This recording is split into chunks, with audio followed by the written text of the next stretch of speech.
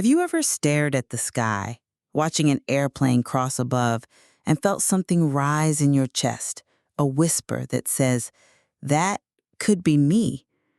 Most people silence that voice, but for one young woman, that whisper became a battle cry. This is the story of a girl who became a mother too soon, who lived in the shadow of impossibility, and who still found a way to lift herself into the clouds.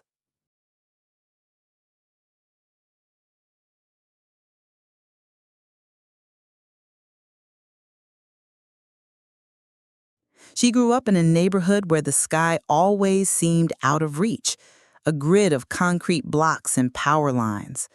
By the time she turned 17, she was already a mother. The father of her child, a boy from the same block, disappeared not long after the pregnancy became real. No calls, no help, just a few broken promises. While other teenagers were posting photos from parties or filling out college applications, she was warming bottles at 3 a.m. and folding tiny clothes next to her school books. The sound of her baby crying mixed with the hum of buses outside, the rhythm of a life already heavier than most adults could handle. Her father, a widower and former mechanic, was devastated by the news of her pregnancy. He had worked all his life to give her a chance at something better. And now, at only 17, she was raising a child. He told her she was throwing her future away. He urged her to be realistic. When she first spoke of becoming a pilot, he shook his head. "We're not that kind of people. Those dreams aren't for us." But despite his disappointment and disbelief, he couldn't turn his back. Out of love for his daughter and for the tiny boy who bore his eyes, he became the child's caretaker when she couldn't be there. Each morning before dawn, she would drop her son at his small apartment, kiss him goodbye, and hurry to her shift. Her father, grumbling but dependable, would watch cartoons with his grandson and feed him breakfast, even as he muttered about wasted time. But even then, she couldn't stop looking up. Every time a plane roared above the rooftops, she would pause, tilt her head back, and follow its silver trail. To her, those aircraft weren't just machines. They were messages, reminders that the world was wider than her block, that movement was possible. She used to whisper to her baby, "One day, Mama's gonna fly." The child, too young to understand, would smile anyway. By 19, she managed to get a cleaning job at a small local airfield. She didn't even care about the pay. She just wanted to be near the planes. She cleaned cockpits, wiped windows, swept hangars. She listened to mechanics talk and pilots joke. She memorized the smell of jet fuel, the weight of a yoke under her fingertips when no one was looking. In the quiet moments, she'd close her eyes in the cockpit and pretend the engine was alive, pretend she was moving forward. Sometimes the mechanics noticed her staring at instruments. "You?" they laughed. "You want to fly? Cleaning planes doesn't make you a pilot." Their words stung, but she swallowed them like medicine. Each joke, each smirk became fuel. She didn't argue. She didn't boast. She simply thought, "One day, you'll see me in the sky." Her paycheck barely covered rent, diapers, and her father's small allowance for childcare. When she mentioned her dream to coworkers, they laughed kindly, as if she had said she wanted to walk on the moon. "You're a mom now," one told her. "Focus on what's real." She tried to believe them. She tried to bury the dream under grocery lists and overdue bills. But at night, when her son finally fell asleep on her chest, she'd scroll through aviation forums on her cracked phone screen, studying terms like airspeed and altimeter as if they were secret codes. One evening, an older pilot noticed her curiosity. "You like this stuff?" he asked, gesturing at the plane. She nodded, embarrassed. "Then learn. Don't let the ground hold you forever." Those words landed inside her like a spark. She started saving every coin she could, skipping snacks, sewing clothes at night to earn extra money. Each month, she put a small amount in an envelope marked flight school. She told herself, I won't stop at small planes. One day, I'll be at the controls of a Boeing or an Airbus flying across continents. She said it softly, not as a demand, but as a prayer, a North Star to follow. Her days became a blur. Work at the airfield, care for her son, study aviation basics online. Every night, she collapsed on the couch, exhausted but electric with purpose. Her father's help allowed her to stretch her hours, but guilt chewed at her. She missed bedtime stories. She missed first steps. Some nights she came home so late her son was already asleep, tiny hands still clutching a toy plane she'd bought at a flea market. She would kneel by his bed and whisper apologies into his hair. Finally, at 21, after 2 years of scraping and saving, she enrolled in her first introductory flight lesson.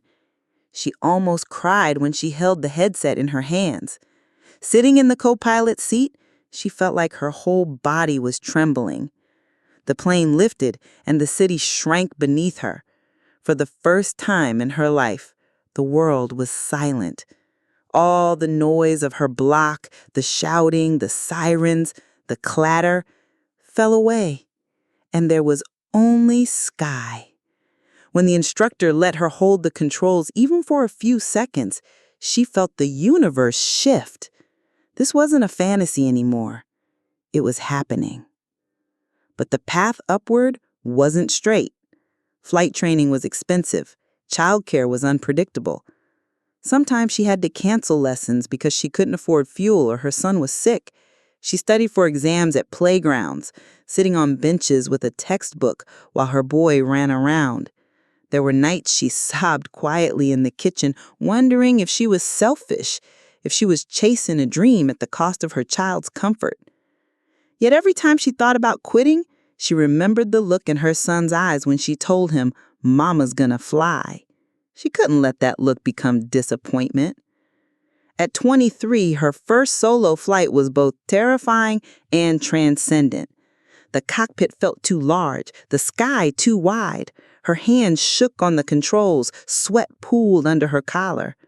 But as the plane lifted and the wheels left the ground, she felt a calm spread through her chest. The radio crackled, but she barely heard it. Below her, the city looked like a map. Above her, the sky opened endlessly. She circled once, twice, then landed smoothly. When the wheels touched the runway, she laughed out loud, a sound of pure disbelief and joy. In that moment, she wasn't just a young mother or a struggling worker.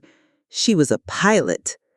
Years passed. Lesson after lesson, license after license, she built her hours, her skills, her confidence.